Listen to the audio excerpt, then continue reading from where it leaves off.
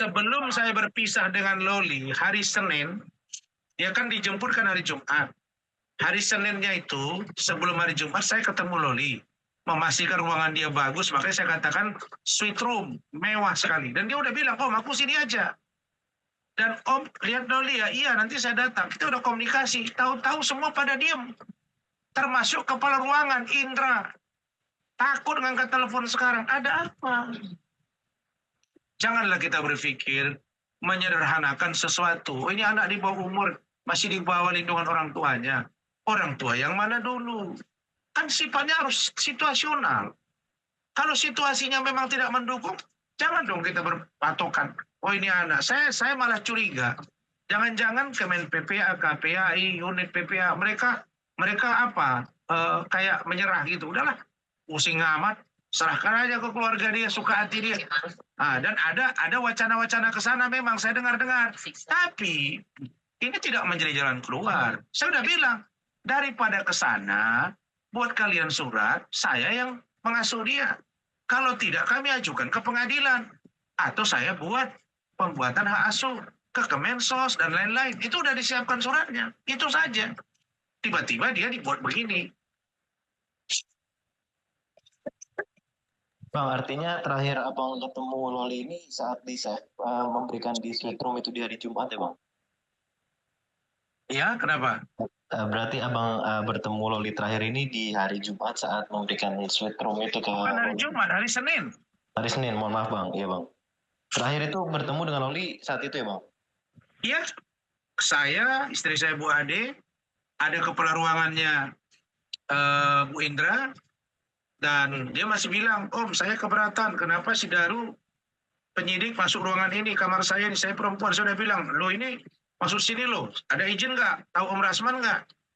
Dia udah bilang, saya nggak bisa dipegang terus tangan tantenya si Ade, istri saya. Jadi saya kok nggak percaya, apalagi muncul kata-kata dari si Fahmi bahwa menggambarkan sosok seorang Bude ini ternyata bukan Bude turunan keluarga dalam tafsiran saya ya. Nah, menjadi tugas kita ini sekarang memastikan Bude ini siapa. Dan Fahmi harus bertanggung jawab kalau ada apa-apa dengan anak ini. Karena dia udah bilang dia nggak mau ketemu Fahmi. Makanya saya nggak mungkin. Dari keterangan dia, jangankan ketemu, nyebut nama mama aja nggak mau dia. Apalagi Fahmi. Jadi, ini nggak bisa. Nanti akan terungkap ini. Makanya saya bilang, Fahmi, hati-hati kau gitu. Jangan kau banyak-banyak ngomong, tahu-tahu nggak sesuai. Sekali udah, 2 kali nanti kami ambil tindakan hukum. Lihat aja. Kau bisa juga dianggap kau turut serta menghalang-halangi dan atau ikut melakukan kriminalisasi terhadap anak ini. Kalau nanti ternyata Lolinya tidak berada pada tempat yang apa yang kau katakan seperti di safe house. Jangan bilang-bilang tidak ada hak saya. Saya punya hak sebagai warga negara untuk membantu dia. Kenapa? Karena dia lari cari saya dan minta perlindungan hukum. Itu dia poin dari saya. Siapa yang berani membantah itu? Dia lari cari saya bawa ke Polres. Saya ribut dengan ibunya. Dia nggak mau ketemu ibunya. Dia dibawa ke rumah sakit Polri. Saya yang bujuk sesuai dengan permintaan KPAI. Permintaan dari Kemen PPA. Permintaan dari unit PPA. Masih bisa kalian bilang bahwa saya seolah-olah ini orang nggak jelas, tiba-tiba sibuk ngurus Loli. Enggak dong. Dulu waktu saya pegang Fadel, dia masih di safe house, kita nggak pernah ribut tuh. Paling saya bilang keluar dong, tunjukkan foto, mana video dengan NM kalau kalian udah baikan. Itu doang. Tapi kalau sekarang nggak bisa, dia udah lari cari saya, maka ada kewajiban hukum dan moral bagi saya untuk mencari tahu dan membantu dia sampai dia dewasa umur 18 tahun. Nggak usah Cipahmi pelintir-pelintir lagi, harus 20 tahun. Jadi saya heran ya, kalau udah pengacara nggak ada harga diri, udahlah. Dia udah minta Hotman, Fahmi, kau udah harusnya malu. Di kita itu udah ngomong. Dan Hotman itu udah ngaku. Minta dari pengacaranya, kau nggak malu. Kalau saya, mundur teratur saya. Artinya kau dianggap tidak mampu. Begitu. Dan lawyer itu harus punya wibawa di depan klien. Kalau kita nggak punya wibawa di depan klien, nggak usah jadi pengacara. Jangan sok mengerti hukum. Saya yang tahu. Saya yang mengerti. Tidak boleh dilihat. Hah? Saksi kunci dari dulu saksi kunci. Ada saksi dari Malaysia. Apapun tak ada. Begitu Loli cerita semua buyar. mana yang Malaysia. Masih mau lagi berdalih dengan kalimat-kalimat klise. Malu saya. Kalau saya Mak Fahmi, saya mundur teratur dari pengacara NM. Oke, Bang. Abang kan udah ngadu ke Komnas HAM dan juga Ombudsman kan kemarin. Lalu tindakan yang mereka lakukan kira-kira apa, Bang? Gimana, Bang, update-nya, Bang? Oh ya, mereka sudah komunikasi lagi dengan saya dan tim. Kita sudah, kalau untuk Komnas HAM sudah kita lengkapi. Untuk Ombudsman, hari Senin kita akan lengkapi. Kita semua sudah komunikasi dan ditindaklanjuti. Tinggal ke DPR RI, Kemen PPA, karena saya minta pertanggungjawaban di Kemen PPA, Lani dan Deputi, begitu juga dengan KPI. Dan begitu juga dengan unit PPA. Sedangkan kasus saya menunggu laporan saya terhadap Nikita Mirzani yang penganiayaan, menunggu visum, mungkin minggu depan, udah, nanti dia dipanggil. Harus NM itu tersangka. Kalau tidak, saya akan melawan sekeras-kerasnya. Dan tim hukum saya sudah bergerak untuk itu. Tidak ada. Isa Zega ditahan atau enggak. Itu salah satu cop potret. Medina Zain dan juga ada keributan nggak bisa. Dia ada bukti CCTV dan pengakuan dia. Jangan coba-coba. Nggak ada di sini yang namanya general A, general backing. Nggak ada backing di sini. Nggak ada backing. Ya, yang ada kebenaran. Oke? Bang, izin Bang, tadi Abang juga sempat Kita poinnya itu aja ya. Poinnya tentang Loli ini biar menarik ya. itu dalam keadaan yang tidak aman ya Bang. Karena ada asumsi jangan seperti itu Bang. Nah, sedangkan nggak ada kabar dari Loli ini Bang. Apakah emang Abang berasumsi kalau Loli ini lagi di kondisi yang nggak aman Bang? Ya, saya curiga. Saya bukan berasumsi, saya curiga. Kalau asumsi terlalu jauh itu. Saya merekayasa itu. Atau saya berpikir enggak, saya curiga.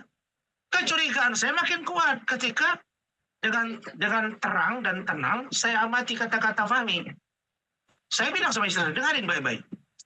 Tadi malam, dia bilang, ini sudah kayak kakak angkat, saudara angkat. Bude, saya suruh menelepon. Lah, berarti bukan bude saudara ini. Berarti benar keterangan Fitri. Yang kedua, iya saya diserahkan oleh NM. Saya telepon. Lah, berarti NM tidak ikut. Nah, jadi pertanyaan saya tanya kalian. NM kenapa nggak jemput? Karena namanya NM tidak mau diterima oleh Loli. Makanya muncul kecurigaan saya. Jangan-jangan ada ini dibius. Atau dikasih minuman penenang. Mungkin berapa menit. Baru sampai di satu tempat. Dia sadar udah di sini. Baru dikasih lihat tempat. Begini. Diterang-terangkan dia. Dan percayalah kalian. Kalau dia berada di tempat yang tidak nyaman. Begitu dia keluar, dia akan bereaksi dan tidak ampun lagi pada siapapun. Saya tidak mengatakan menuduh membius, tidak. Saya tidak mengatakan kasih minuman, tidak. Saya curiga. Kenapa? Karena kok kayaknya berbanding terbalik dengan apa yang saya lihat, saya dengar dari keterangan Loli di safe house. Dan itu dibenarkan oleh pengasuh dia. Jadi saya curiga, ini safe house apa lagi nih? Katanya tempat paling eksklusif lagi. Saya bingung juga eksklusif mau apa lagi. Itu aja. Dan sebelum dia jelas ke permukaan, siapa Bude dan bagaimana keberadaan Luli, saya nggak akan berhenti untuk membela anak ini. Ya. Tapi Bang, terkait pembicaraan Laura dan Kak Fitri Sautero sendiri by telepon, mungkin ada pembicaraan apa sih Bang, Laura Bang? Iya, pada waktu itu dia nangis, Tante apa kabar? Bantu saya Tante. Terus Loli Fitri juga bilang sabar ya nak. Ya dua-dua nangis lah. Nggak lama kok bicaranya. Dia bilang kamu yang kuat ya. Cuma menangis, tangis-tangisan mereka. Bang, izin Bang. Tadi kan Abang sempat menyebut beberapa instansi untuk perkara Laura ini Bang.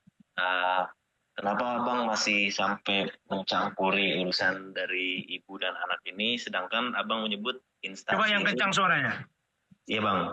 Abang dicap terlalu mengurusi keluarga orang gitu Bang. Bahkan ini urusan ibu dan anak Pak. Enggak lah. Saya bukan mengurusi keluarga orang. Keluarga itu harus diurusi. Abang sebut karena bahagian dari keluarga itu nyari saya. Iya, Dan Bang. dia ngadu Lalu- tentang penderitaan dia. Mau tidak mau ya saya urusi lah. Iya Bang, tadi Abang menyebut juga ada beberapa instansi yang berhak untuk memberikan kewenangan atas perkara ini Bang. Tapi Abang masih terlalu mencampuri urusan ini. Itu alasannya apa Bang? Nggak ada, saya nggak merasa mencampuri. Institusi, kan saya bilang, sekarang kita baca di Undang-Undang 95. Negara berkewajiban untuk melindungi hak-hak warga negaranya. Siapa regulatornya? Instrumennya ya pemerintah. Bagian dari pemerintah tuh katakanlah bidang eksekutif. Siapa itu? Presiden. Presiden di bawahnya ada presiden, ada wapres. Di bawahnya ada menteri-menteri sebagai pembantu. Ada Kementerian PPA, dia punya kewenangan. Ada lembaga negara juga, KPAI, dia punya kewenangan. Nah sekarang ini kok kayaknya nggak benar. Oknumnya ya, makanya saya bergerak.